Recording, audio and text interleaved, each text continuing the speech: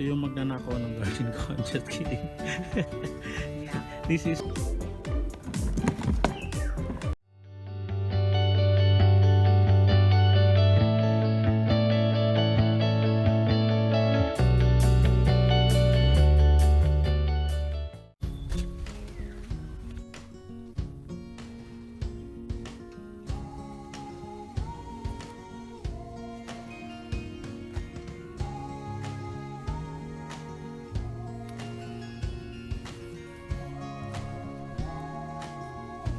Good morning, everyone. I have a lot of things to do to try to catch up. I've been busy Thursday and Friday at work, my day job. So I'll be, showing you around the garden as usual because it's a weekend. So come and join me and let's enjoy this weekend morning.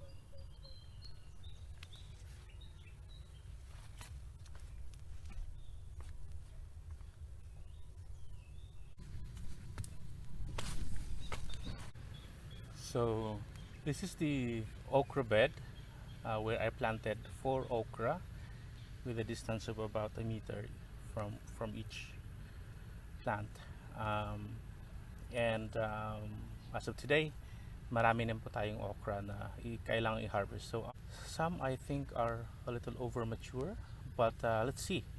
As you know, if the okra is over mature, it tends to be fibrous, no? And hindi na siya magandang kainin. So yan, mag-harvest tayo ng okra.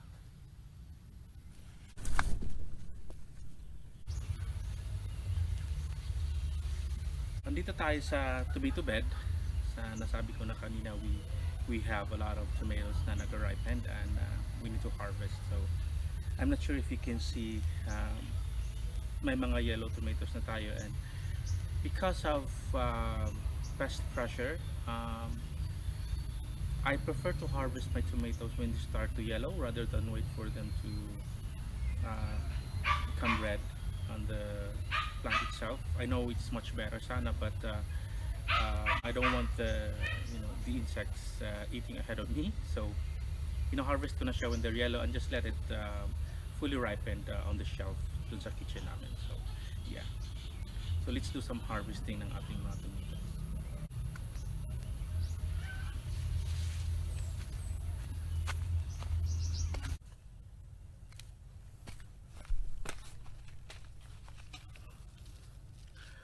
So now we're here in our eggplant bed.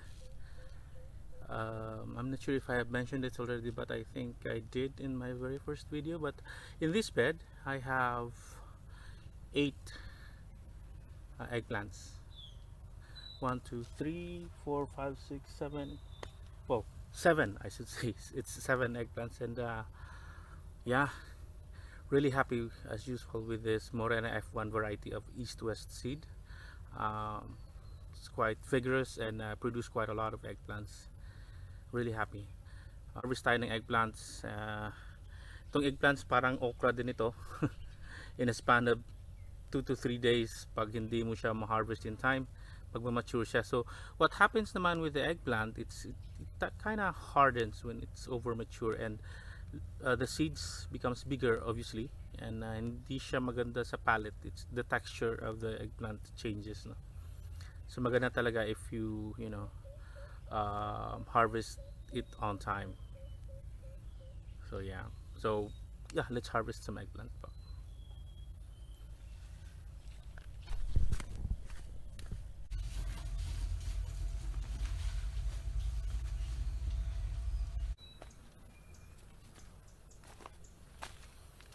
So this is the Mega C cucumber that I've been talking about. Maganda siyang tingnan, it's a really pretty. I find this cucumber really pretty. Papakita ko sa kanyo mamaya kung bakit, and also why I really love this variety in terms of production. Mahaba, hindi thorny, and aesthetically pleasing to the eyes yung cucumber fruit niya. Papakita ko sa inyo kasi meron tayong i-harvest na talagang malaking cucumber, and mind you, hindi po ito over mature, ganito lang po talaga yung production niya. Malulusog at malalaki yung cucumbers ng Legacy variety. So let's harvest some cucumbers.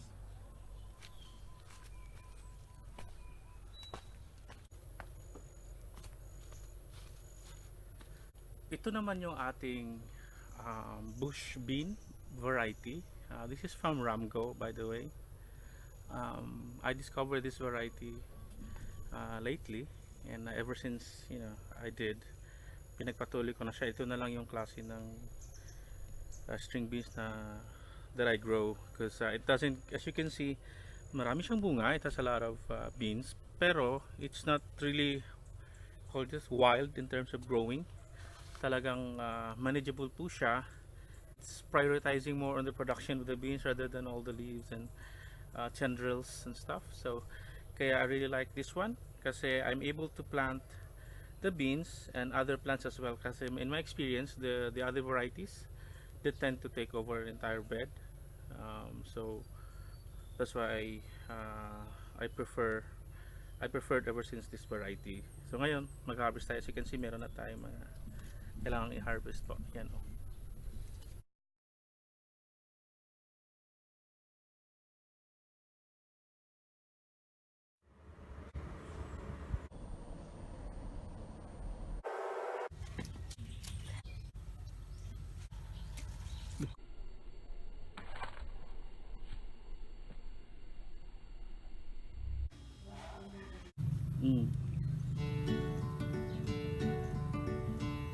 So yan.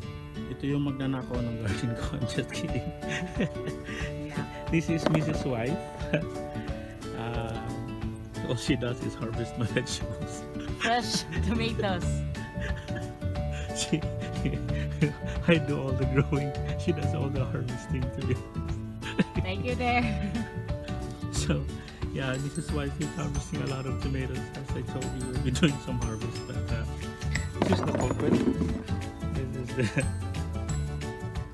when we were trying to decide what's the motivation behind why we want to go into canteen with the kids. We said we want to provide the best organic food for the kids. That's why she steals all my produce every week. That's what I have not been showing you the past 2 weeks. So yeah, Mrs. Wife loves my garden. So part 2.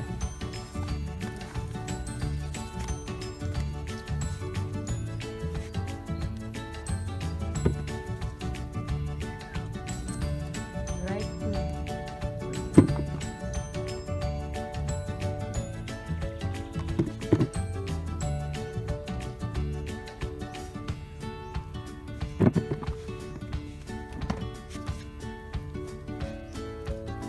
Kita ginumus.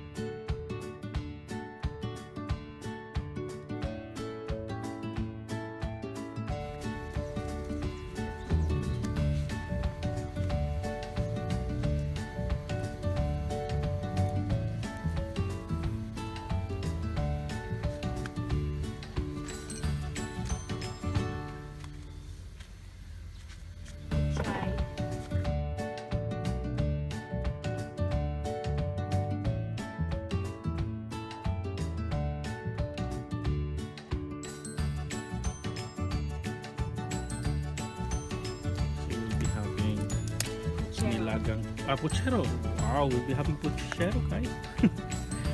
We'll be having puchero for lunch with our own pak choy. You can take that one. It's already mature. Give it to Mr. Rabbit.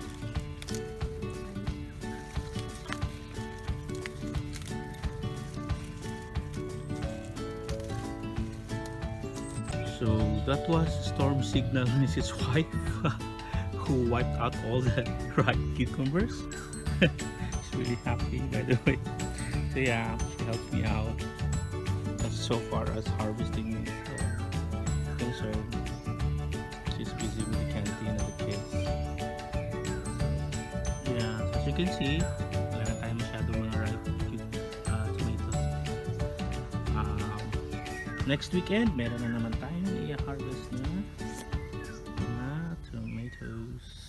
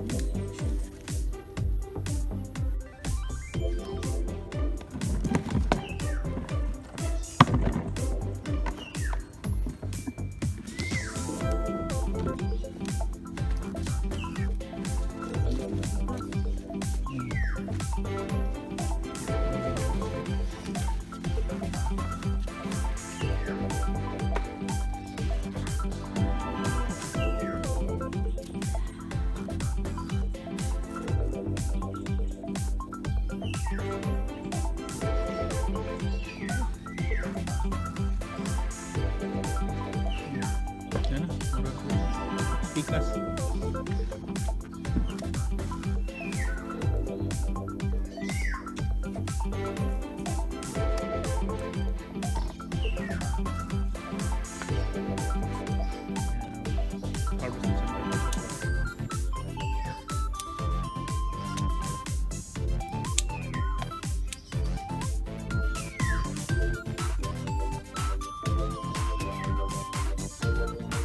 While Mrs. Wife is harvesting peppers on the other side, I'll be doing some harvesting of my own.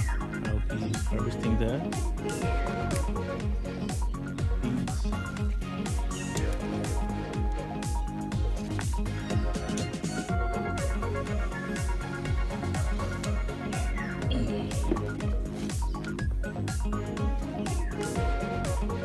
Dito ka po yung lagyan.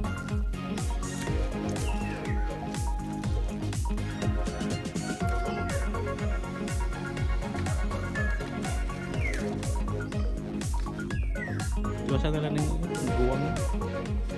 Gamit na yung